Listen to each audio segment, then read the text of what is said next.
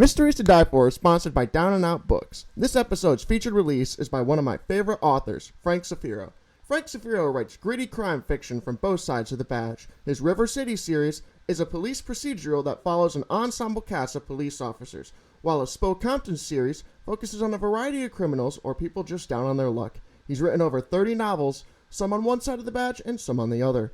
You can pick up and choose which you prefer at his website, frankzafiro.com.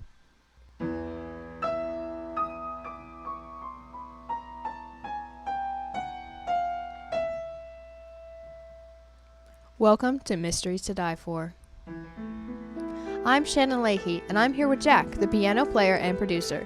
This is a podcast where we combine storytelling with original music to put you at the heart and mystery of murder and mayhem. Some episodes will be my own stories, others will be classics that help shape the mystery genre we know today. These are arrangements, which means instead of word-for-word readings, you will get a performance meant to be heard. Jack and I perform these live, front to back, no breaks, no fakes, and no retakes.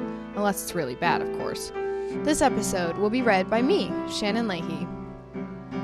This is Season 2. This season contains adaptations of stories published in the 1800s.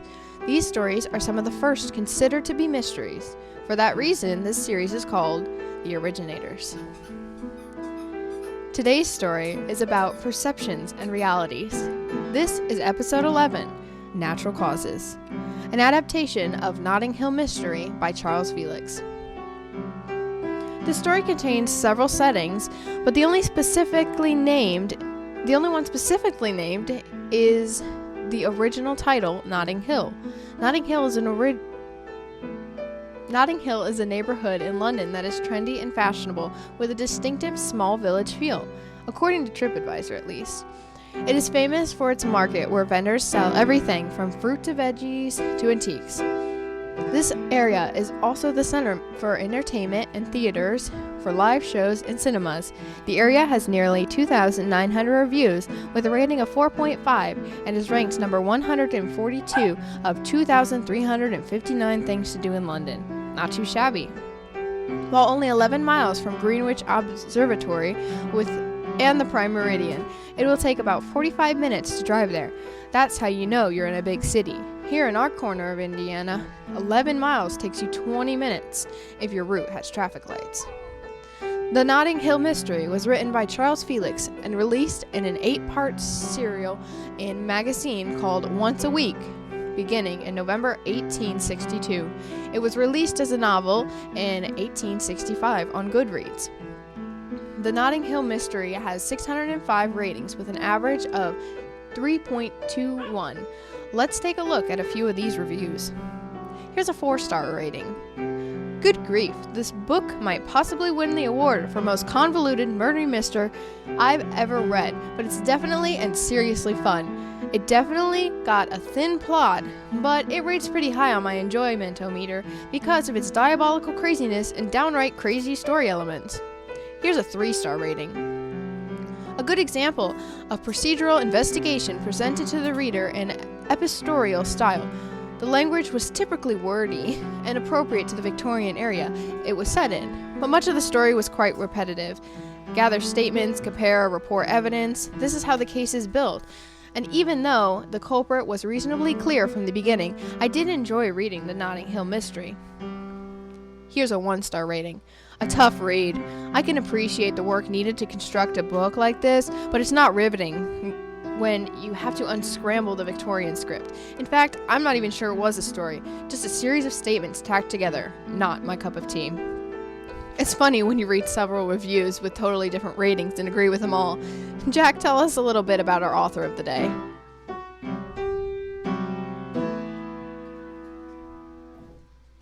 Hi! Okay, so the Notting Hill Mystery was written by Charles Felix, or was it? This story and another called Velvet Lawn were credited to Charles Felix and published by Sanders, Oatley and Company. An 1864 column of the Manchester Times put it out there that Charles Felix was actually Charles Warden Adams. Adams was the attorney for the publishing house and eventually took over management when Sanders and Oatley died. Adams never admitted to being Charles Felix. At least not publicly. His wife and friends probably knew, though. A few academics got curious about this mystery and dug into the writing. In 1952 and then again in 2011, two separate people came to the conclusion that Charles Warren Adams was Charles Felix. Adams, who'd been dead for almost 50 years, neither confirming nor denying the results.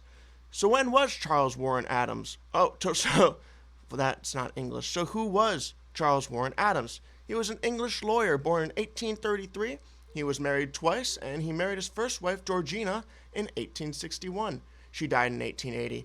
He then met Mildred, that's a great name, Coleridge, who was the daughter of the Lord Chief Justice. Mildred's family didn't approve of the couple, and court actions followed on which Adams won. Charles and Mildred married in 1885. Charles died in 1903, and Mildred in 1929. There wasn't actually any information on if he had any children, or anything about his legal practice. He worked as the representative of the publishing firm while the founders were alive, so he probably did the same for other businesses. Charles and his wife were animal activists. As an anti-vivisectionist, they were especially active in stopping practices of testing on animals. Here's another word of the day: vivisection, surgery conducted on experimental purposes for the living organism, typically animals with a central nervous system, to view living internal structure. I hope you can hear the dogs. They are being rather talkative today. Well, we're nearly ready to begin our story. While Jack resets his microphone and warms up his fingers, I'll explain why we are doing adaptations of these early stories instead of performing them as written. Well, there's two main reasons. The language from the 1800s is hard, and it can be difficult to understand with our modern ear. The speech is Candace. It's just different. Second, the style and length of the stories were not created for listening, but these adaptations, we kept the heart of the story, preserving the ground-breaking narrative, but update the packaging for easier digestion. Character names are in the show notes. And so, we are ready for natural causes. Jack, if you will, take us in.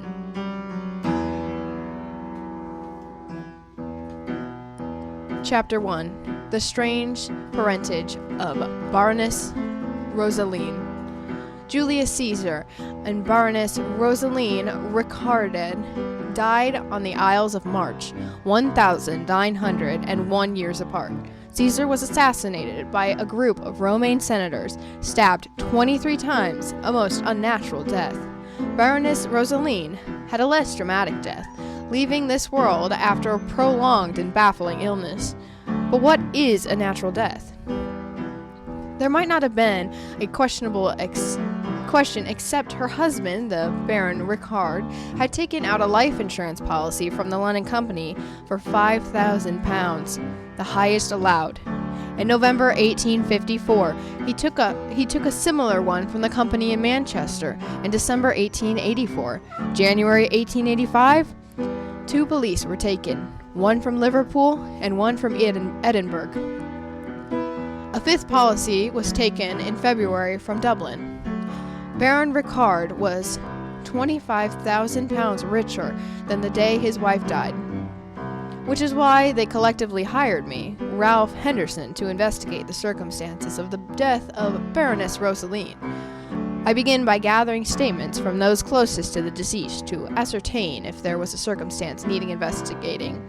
Baron Ricarded's written testimony of the last 6 months of his wife's life were filled with doctors and sick nurses, all working feverishly to sustain her life in the Notting Hill flat.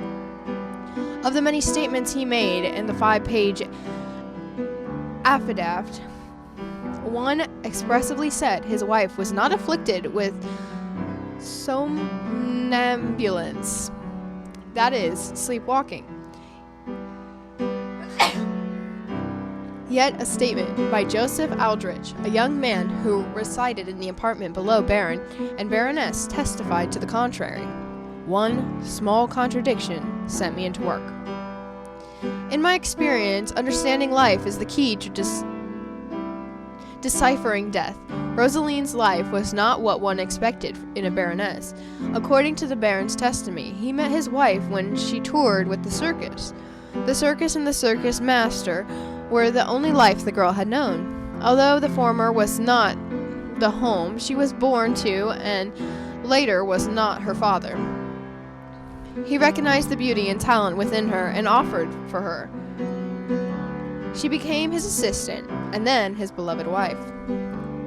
The woman in my office had been difficult to track down, but as we discussed in the Newly Deceased, I knew she had been worth the time. Julia Clark and I had the slender build and strength of a dancer, with intelligence in her bright eyes.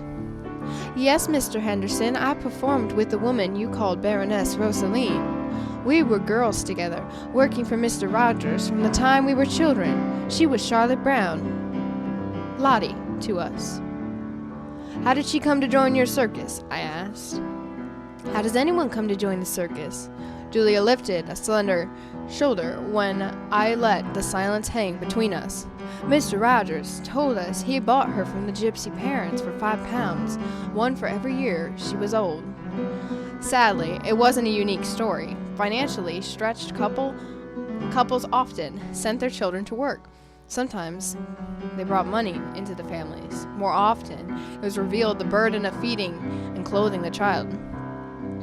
What did she do in the circus? Was the Baroness a dancer with you? Julia shook her head. Lottie walked the high wire. She had a common grace and balance. With her dark hair and dark eyes, she looked exotic. Everyone admired the way she danced in the air. When we were teens, she had an accident. She fell and hurt her foot badly. When she came out of the hospital, the circus had closed up. Mr. Rogers had investigated the music hall by then, keeping some of us on. He created acts for all types of us, juggling, acrobatics, and a bit on mesmerizing.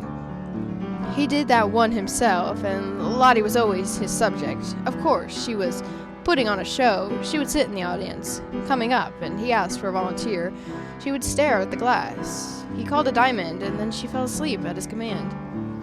He would order her to dance and squawk like children, and the such. Then one night, she didn't play it right. Behind the stage, Mr. Rogers was giving it to her, and Lottie fainted. When she came to, she said it wasn't her. Someone in the audience did it. I paused in my note-taking. Did what, exactly? I asked. Why, mesmerizing her, Mr. Rogers. He was so mad he threatened to sack her. She left the next day. I cried. She was the sister I didn't have. She took a handkerchief from the bag and dabbed her eyes. Mr. Rogers sacked her after one night? I asked. She shook her head. The morning after Lottie had that fainting spell, the gentleman came in. Lottie left with him, and Mr. Rogers was 25 pounds richer.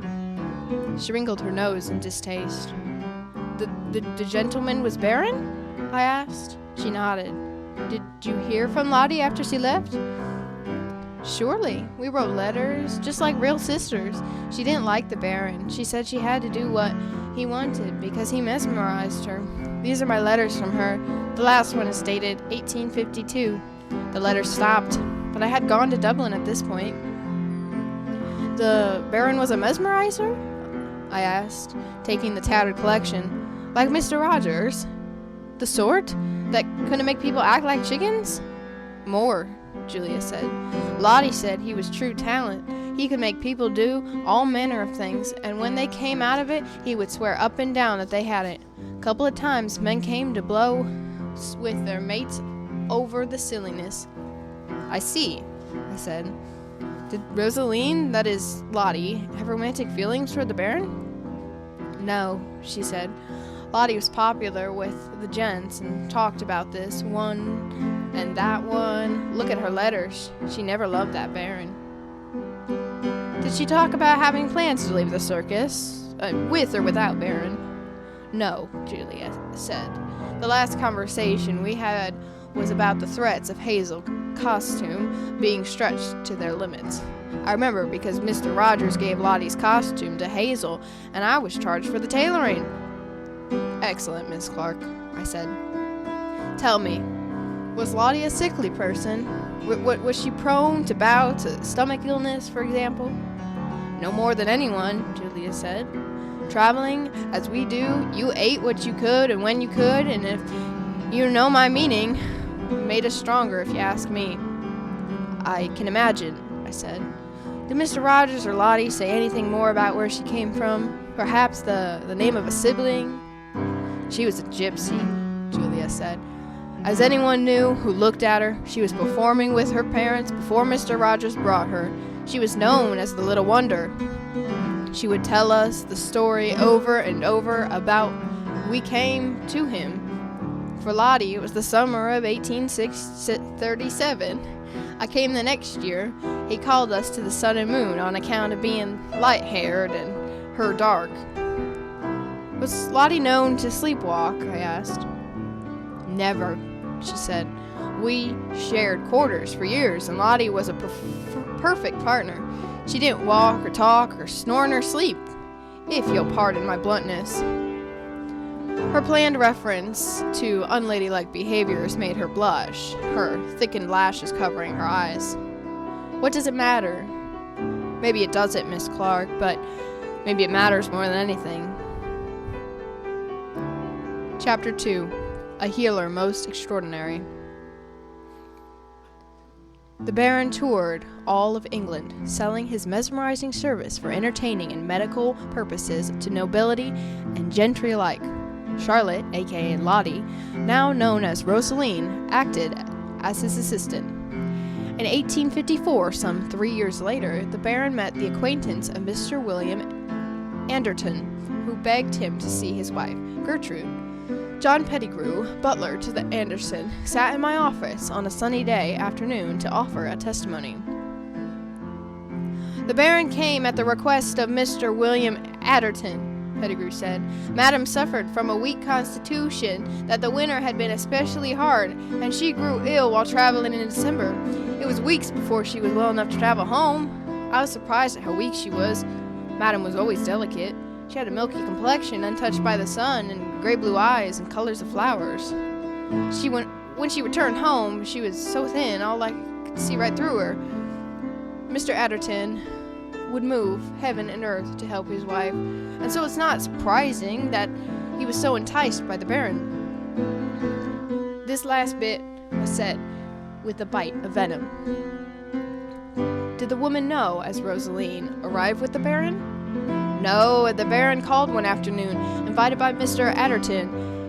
He asked for Mrs. Anderton to join them in the family parlor.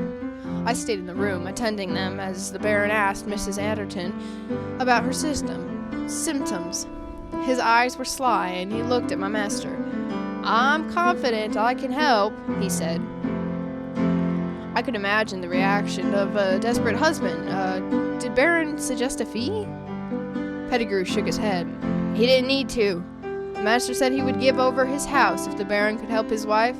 The Baron smiled. He was a gentleman, if I ever saw one. He said his standard fee would be sufficient. Then he moved closer to the mistress and began talking to her. She was visibly uncomfortable with the stranger, so close to her person. The master closer himself, encouraging her to be brave. The Baron laid his hands on her head. I could not hear the words he said, but soon the mistress relaxed. Her breath was noticeably easier, and color returned to her cheeks. He mesmerized her into health? I asked, doubtful. Undoubtedly, Mr. Anderton was impressed, I said. Relieved, I should think, is a better word. Or encouraged, maybe. How long did the benefits of the treatment last? I assumed she was not cured after the single afternoon. She was more herself by a day or two, Pettigrew said. The Baron had told Mr. Anderton that to be truly effective, the therapy would have to be applied multiple times a week at the beginning. Anderton readily agreed, I assume. When did Rosaline arrive? A few days later, once the arrangement was made. I suspect Baron sent for her. What were your first impressions of her? I asked. He hesitated for the first time. It was difficult to get impression of her. She was a lovely thing, with dark hair. The eye of every male of the household followed her when she passed. She didn't speak English, only German. None of us spoke the language, except Baron, of course. She didn't seem to have a lonely existence. I leaned into my desk, intrigued by Pettigrew's revelation. One thing was not in doubt. The Baroness Ricarded nee Charlotte Brown was raised speaking English. Are you certain, Mr. Pettigrew? It would seem anyone spending any time in England would pick up a word or two. Oh, a word or two, surely. Thank you. Good evening, excuse me. Simple words, although they were delightful in her accent. Language was never a barrier between Mistress and Miss Rosaline. It seemed from the beginning that there was a connection between them, a fine chain that let them talk without speaking. Two different women you'd never seen, and it did not seem to matter. Rosaline's company helped the mistress as much as the Baron's treatments. An interesting turn of events, I noted. How frequently did the Baron and Rosaline call on Addertons? Well, they moved in, taking 2 rooms on the family floor. Mrs. Adderton never did grow comfortable with the Baron touching her. A solution was found when the Baron laying hands on Rosaline, using her as a surrogate to transfer the healing of my lady needed. And that worked? I asked, failing to disguise my skepticism in my voice. Yes. Week by week, she grew stronger. At first, leaving her room for longer periods, and then eventually the house. It was a happy day when the Baron declared her cured. A surprise, I thought. A charlatan would never let a fish such as Adderton off the hook. The Baron moved on then? Yes, and Rosaline with him. There was a sadness there. Madame dearly wanted Rosaline to stay. She tried to get a word in with her privately. The Baron was careful not to let the 2 women be alone together. My head spun. Living in the same house, wouldn't that have been a natural event? 2 women being alone together. The house was not what others would have considered normal, Mr. Adderton didn't notice it. If he did, he wouldn't have cared. His wife was returning to health. After the Baron and Rosaline left, did you see her again? Him, but not her. The Baron and Mr. Adderton had become friends. He would return occasionally, staying the night, never more than 1 or 2.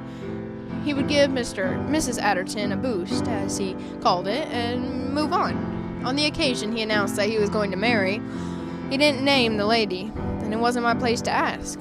It was indeed a surprise to learn the lady in question was Rosaline. Rosaline and the Baron were not admirers towards each other, affectionate? He was warm to her, Pettigrew said. She was intolerant. The relationship was a puzzle. Miss Rosaline certainly never acted as though she interested in such as arrangement. The Baron was very gracious to her.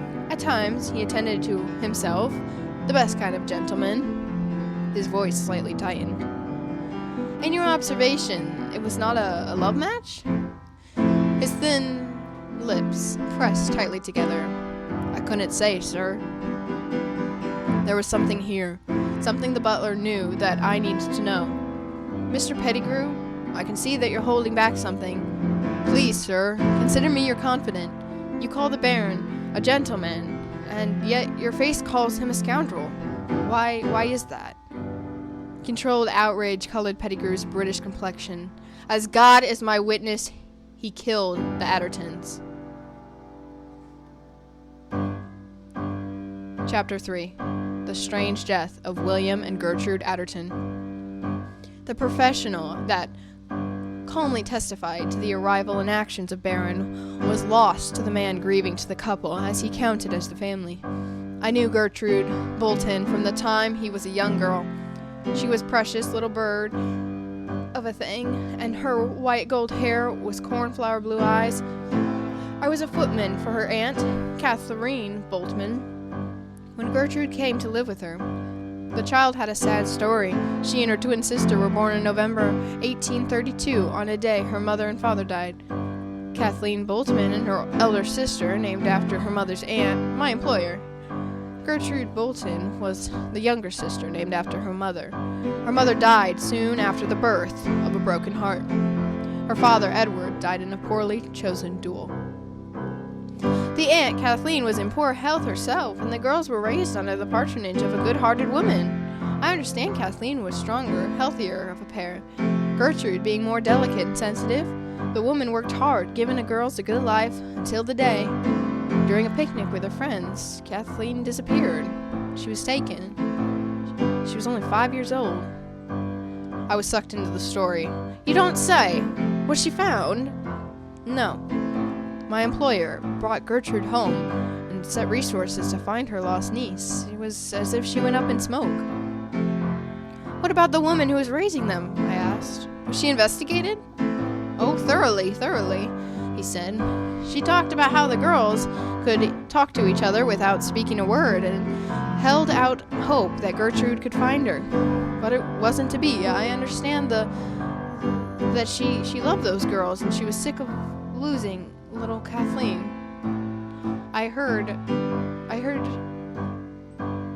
tell she ended up in the lunatics asylum, day and night searching for the baby. A proper nanny was hired for Gertrude. I watched her grow from a sullen child to a rosebud. The household sighed with relief when Mr. Adderton offered for her. He was known as the sound of a businessman. If there were any concerns, it was that two as had a somewhat delicate constitution. Maybe that was the attraction. Birds of a feather, as it were. When they married, I went with Mrs. Anderson to become their butler. Was there a reason for Mrs. Adderton's alignments ever determined? I asked. The Baron suspected that his sister's disappearance permanently affected her. He said that a broken heart was the root of the issue, and that using mesmerism could help her move through that grief. I take it you didn't believe him. Well, I did at first. After all, she did improve. She and Mr. Anderson were able to live a normal life for a good while, but then she began to decay again. It was the strangest of illnesses. Mrs. Anderson would become violently ill, with stomach ailments, and take days to recover, only to fall ill again. No doctor could explain it. Over the course of months, she would be confined to her bed for days at a time. Did the Baron and Rosaline return to care for her? I asked. Pettigrew shook his head. Not like previously. The Baron came to visit, but if you ask me, he came to see the mistress more than the missus. Mr. more than the missus. There wasn't anything to be done. Mrs. Adderton died in October 1856. It was a dark time. Mr. Adderton was suspected of killing her. The doctors and the police said that the illness wasn't natural, which made it unnatural. At the end, she would only take food from her husband's hand. Which meant, I said, if she was poisoned, he fed it to her. Oh, that's what they reasoned. If you recall my saying, Mr. Adderton didn't have the hardiest constitution. He took to his bed shortly after her death.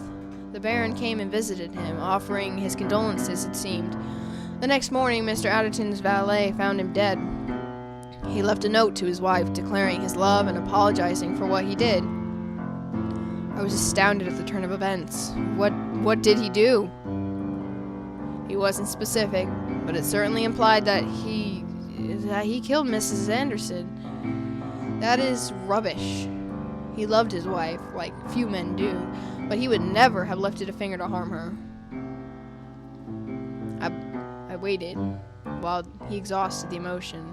What did he die of? He took a draught of some sort. It was the Baron's. He realized he was missing a bottle and retraced his steps to the Addertons.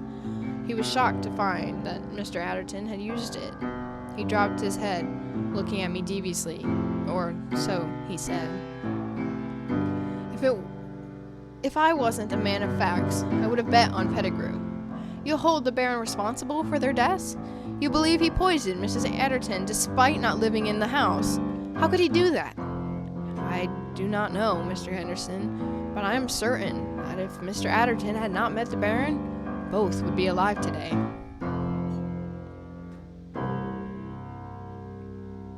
Chapter 3.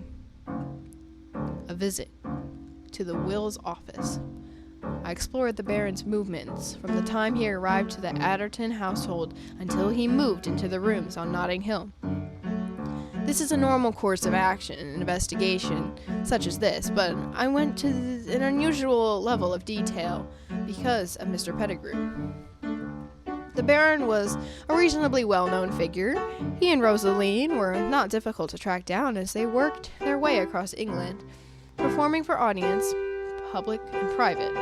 Even while he lived with the Addertons, he and Rosaline would leave for days at a time, always returning within a week. While in London, the Baron spent an afternoon at the office of wills. The clerk remembered the Baron because of the incident. It seemed that the Baron found a will he was particularly invested in and wanted to take it to copy.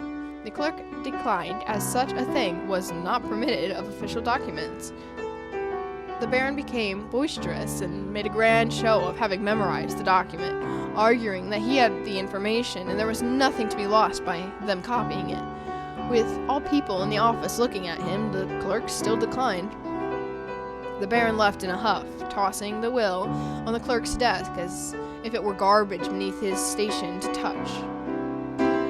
The name on that will was Reginald Bolton. Reginald died in the service of the country, leaving over £2,500 to Miss Kathleen Bolton, or, in the event of her death, her descendants. Based on this date, this Catherine Bolton was the aunt to the mother Gertrude, great aunt to the twins Catherine and Gertrude. The inheritance had not been claimed. Chapter 4. The Midnight Visit. The Baron and his Baroness continued to work across England. The Baron returned to the Addertons when word of Gertrude's death reached him. Rosaline stayed in her room, an inn. The landlady remembered her, as it wasn't every day she hosted a German Baron and Baroness. She spoke highly of the Baron, praising him as a gentleman and affectionate husband. She said Rosaline was quiet and seemed a bit afraid of her husband. Their marriage had been some 6 months old when the Baron began insuring his wife's life. They did not settle, but expanded their travels in Scotland and across sea to Ireland. It was a full year and a half before the couple had walked through the door of the house and let in Notting Hill. That is where Joseph Aldrich met the pair. I traveled to Notting Hill to talk to him. I went to school with Eric Elston, the landlady's son, Joseph said. His mother began letting the rooms out after his father died. His father lived on the top floor. The Baron and his household had the middle floor. I had the ground floor. Miss Elston employed 2 maids who kept the rooms on the ground floor, off the kitchen, separate from mine. She seemed uneasy about the Baron when they first arrived. What put her off? I asked. Mrs. Elston had her own particular ways of doing things. The Baron wanted his way. For example, he wanted his own help brought in, refusing to let Mrs. Elston or her girls enter the flat. She repeatedly said, "It's not done that way." She didn't think of turning them out. Not really. The Baron paid his rent in advance and was timely and generous on payments for wood and food. Did you know the couple? I asked. I can't say that I did. The Baron didn't approve of me, although I don't know why. Miss Elston said I should give him away, as his wife was sick. She said the man thought the sun rose and set by his wife, and such a man could not stomach it well when she was ill. He rolled his eyes. Which part did you doubt? I asked. Hard to say, really. I suppose I doubted the man was sincere about anything. He seemed the type of a showman, but that's the aristocracy for you. Was the Baroness not sick then? Oh, she most definitely was. There were times when I can hear her being sick several times a day. Doctors would come and sick nurses. Funny thing, it seemed she would take a turn for the worse every 2 weeks. How do you know all this, Mr. Aldrich? Did you see it for yourself? The doctors and nurses coming and going, most definitely. They spoke freely about the Baroness, and then I was acquainted with the maids, both for the Baron and for Mrs. Elston. Strange happenings went on behind those walls. Tell me what kind of things happened, Mr. Aldrich. I beg you, be as specific as you can. You wrote me that the Baroness walked in her sleep? Yes, I saw her myself. I came back one late evening and I couldn't get in. Usually Millie, that's one of her maids, would leave the door open for me. When it was locked, I had to knock until she let me in. I'd gone into the kitchen for a glass of milk and was headed to my room when the Baroness went past. I kitchen in her nightdress. I called her name, but she didn't answer. I ran up the stairs and got the Baron. He went down after her and thanked me. He said she was sick and often wasn't in her right mind. Millie told me that not long after, she was in the grain closet with her sweetheart. That's a little room off the back of the kitchen where they store the flour and rice and such. When the Baron did the same thing, at first the two of them hid, but then they became curious and followed her. The Baron took the storage room in the back of the house for his laboratory. He was always mixing up potions for this and that. Millie and her sweetheart saw the Baroness go into the laboratory, pick up a bottle, and drink it. Then she put it back, closed everything up, and went back upstairs. Millie hid again, but said they didn't need to. The Baroness didn't see anything but the step in front of her. They went into the laboratory to see what she'd taken. Do you remember what it was? Millie wrote it down. He handed me a torn scrap of paper. Vin Ant Port Tart, I read. What is that? I took it to a chemist. He says it was a autumnal wine, which is a mixture of sherry and tartar emetic, he said. My Nan takes the same from her doctor. Millie and I decided to watch the Baroness the next nights and see if she did it again. She didn't have the chance. She died a few days later. A total of 37 vials had been taken from Baron's laboratory and tested. The results included in my report were common remedies of the time. Nothing a man would be arrested for having, selling, or administering. This is the part in the story where we pause to give you a chance to catch the killer. You know everything I know. I haven't held anything back. I am due to report back to my employers. What should I advise? There is the last episode of Season 2 and Season 3. We're going to do adaptations of the first in the series. From Sherlock Holmes to Miss Marple to some detectives that will be new to you. Make sure to subscribe to catch Season 3, Enter the Detective. And if you're looking for a new book this summer and love a good mystery, check out De La Cruz Case File Series. Looking for Exacting Justice and Driving Rain by T.G. Wolfe. If mysteries with a thriller twist are more to your liking, try Widow's Run and Suicide Squeeze, where the ex-CIA agent known as Diamond doesn't play by the rules. Okay, let's stop for a second. So this is where we're supposed to figure out who the heck did it. And, okay, when my mom wrote this, she said she didn't like it. And I see why. Raise your hand in the audience if you don't know who it is, because I'd like to talk to you, okay? I feel like they've literally said it. They literally said it. They literally said it for the last 2 hours, or however long we've been doing this, okay? It's very obvious. So, yeah. Who do you think it is? I have no idea. You have no idea? They've been screaming his name.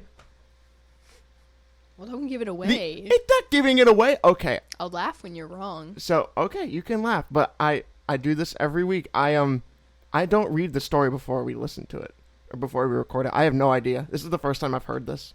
As you see, I don't prepare at all for these. Anywho, it's obviously the Baron. I'm sorry, but it is. Okay, and if I'm wrong, you know what? And also, how did it take that long for the guys to realize Rosaline was the girl who went missing at 5? I'm sorry. Well, we'll see if you're right. I guess we will, Let's finish won't this we? up. I need to know. It wasn't Anderson, I'll tell you that much. Chapter 6. The Baron's Final Words. Representatives from the 5 insurance companies sat one side of the long table, copies of my report in front of them. I sat in the corner, with orders to observe. The Baron Ricard sat alone on the other side, unfazed by the odds against him. "Gentlemen, I assume you have called me here to pay on my policies," he said. "We will get to that, Baron, said Winston, the man from the London Sitting Centre. There are a few questions that need to be resolved first. Questions? As you like. With a wave of his hand, the Baron granted them the floor. Let us begin with something simple. What is your wife's name? Winston said. The Baron chortled. I wed her as Rosaline Charlotte Brown. She was not born under that name. She was Catherine Bolton. When she was a child, she was given to work in the circus, where she, given the name Charlotte, later she came to work with me and chose the name Rosaline. That's who I fell in love with, and that's who I married. Winston made a show of opening the reports. Catherine Bolton was kidnapped from a park where her family was on an outing. She has been missing for 20 years. The Baron dismissed the account. It is not a new story. 2 children, 1 mouth, too many. The family likely knew the smaller one was too sickly to survive a hard life, so they gave my wife up to it. She worked as a high-wire performer until she fell and severely injured herself. Though she was healed, it was a slow, painful process. You worked in the service, William Atherton and his wife Gertrude Bolton Anderson. When you went to their service, did you know Mrs. Atherton was Rosaline's sister? No, it was only when Mrs. Atherton told me the tragic story of losing her sister that then I puzzled together. I put it all together. I immediately sent for Rosaline. Was there a resemblance between the pair? Not facially, but they had similar habits, and they were physically connected. It was obvious that Gertrude fell off Rosaline's good health. Our sessions fostered the connection between the point where Gertrude did not need us. Surely she wanted to keep her sister close? The Baron shrugged, a faint smile on his face. I suppose too much time had passed. Winston frowned. Did Gertrude know Rosaline was her sister? Or Rosaline know of Gertrude? Why did you bring Rosaline there only to force her to speak only German? That is ridiculous, the Baron spat. How could I force a grown woman to speak only German? You mesmerized her, Winston said in the same placid voice. You brought Rosaline to Atterson's as your assistant. It was only after the story of Gertrude's missing sister that you contrived Rosaline to be that sister. Is that true? No, said the Baron calmly. You undoubtedly heard the unclaimed fortune collecting dust in the Office of Wills and decided to invest time to see if such a fortune existed for the Boltons. The result was the will of one Reginald Bolton, great-great-great-uncle to Gertrude and Catherine Bolton. That, Baron, is when you concocted your plan, refashioned Rosaline or Charlotte Brown into Catherine Bolton, married her, and claimed half of the £25,000 inheritance. Preposterous. That money is rightfully my wife's for the suffering she endured at the hands of a callous family. Why stop? Winston went on, as if the Baron hadn't spoken. Insuring her life insured yours. No carrier would agree to the term of £25,000, so you would approach each of us for 5. I would have preferred a single policy, gentlemen. I did what I had to comply with your rules. You deny being aware of Mr. Bolton's bequest? Winston asked. I did not. I went to the Office of Wills on a personal errand and decided to check my wife's family. Off the unclaimed insurance funds. The investment proved to be worth the effort, as you said. I discovered the will of Mr. Bolton. You were excited by it? Only the king would have been dismissive of such an amount. You realize, of course, that Gertrude and William Atherton stood between you and the other half of the money. That's why you decided to kill them. Mr. Atherton was a dear friend of mine who loved my family. It is he, not me, was accused of having a hand in his wife's death, as ridiculous as it was. Any who know a pair could testify to their mutual devotion, And then to have Mr. Atherton take his own life? Such a tragic waste of a good man. Of course, I felt responsible in his death. I inadvertently left one of my serums in his room on my last visit. I searched for hours before I realized it had been in his home. But by the time I returned, it was much too late. William had taken the entirety, much more than he should have been used. I regret my inattention, but the mistake was not a criminal by any measure.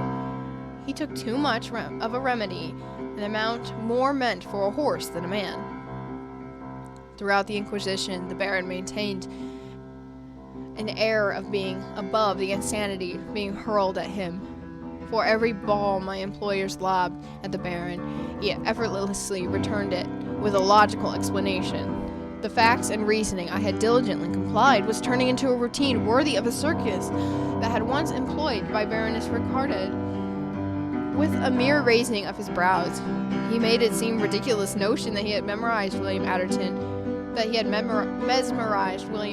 into poisoning his wife, and that, when successful, he mesmerized him into taking his own life. With a sad shaking of his head, he dismissed the idea that he mesmerized his own wife, the woman he claimed to love, into poisoning herself by stealing into his laboratory. My employers looked at me, their faces grim. Mr. Winston closed his file. "Thank you for coming in, Baron. We are through here." Part 4. Let's talk about this story. Does the logic work? No, hell no, it doesn't. Writing this adaptation drove me a little crazy because there's a fundamental logic flaw to the original story. The original story is told through a large number of written testimonies and journal excerpts, as the reviews hinted to. We do not see any events happen in real time, and we have to piece it together. A story that tells about the lives of both Gertrude and Atherton and the Baroness Rosaline simultaneously. We don't hear from the Baron directly, and we do not know the final result is. Remember that this story is originally released in 8 parts, so the reader had to put the story together. This wasn't so different from Quentin Tarantino's Pulp Fiction and other films, but when you put the parts together, it still makes no sense. Let's start backwards. Premise number 1, did the Baron mesmerize his wife into drinking a potion to simulate an elusive illness that would eventually kill her? Why? To claim £25,000 in insurance money. Does it work? Sure, if you're willing to buy hypnosis as a murder weapon. It seems weak to me as a hypothesis relied on a willing subject. Rosaline is described as afraid of her husband. It's hard to buy that she was not guarded by him. If the story would have stopped there, it would have been a decent mystery. Contrived, but decent. But if there was a premise number 2, the Baron mesmerized William Atherton to kill his wife, and then himself, meaning that the Baron could alone claim the inheritance. When Mr. Henderson is investigating, Rosaline, Gertrude, and William are all dead, which means they didn't testify. Accepting this motivation requires the belief that the Baron thought he could claim Rosaline was the lost Catherine Bolton after she died. This is another problem for me. The structure of the story implies that Rosaline is Catherine, but there's no proof. Rosaline didn't know. The man who brought her from his parents didn't know who she was, so how did the Baron know? He couldn't. Gertrude and Catherine were twins, but not described as identical. Still, when the two Gertrude and Rosaline met, there was no "funny, you look like me" moment. They didn't know they were related. There's no testimony of Rosaline using Catherine's name, such as when they were married. You would think if this were a con, the Baron and his wife would have pressed his case on this inheritance after Gertrude and William died. A living Catherine would have had a better chance to claiming an inheritance, where all of his family members are dead. Once she died, his ability to prove her pedigree was reduced to rhetoric. What do you think Rosaline, Gertrude, and William died of? my thoughts, Rosaline and Gertrude died of chronic poisoning of antimony, the ingredient used as a laxative, as both women has pain and stomach issues. I think William overdosed on something else, something that he took out of quietly with one dose, maybe as a narcotic. This story is a good premise. The murder of the Baroness and insurance fraud. In my opinion, it should have stayed there. Stretching into this twin kidnapping, murder, suicide, and unclaimed inheritance created a lot of holes that the reader either had to ignore, fill in the blanks themselves, or, like me, get really irritated by. The story did not have an actual ending, and the points taken against the Baron were easily refuted. In this adaptation, I gave him the chance to take the stand. If I were to extrapolated this story out, I think the Baron was paid out the £25,000 and was not able to satisfy the case for the inheritance. He was not arrested for any of the deaths because there was only circumstantial evidence. It is up to you to decide if he got away with the murder.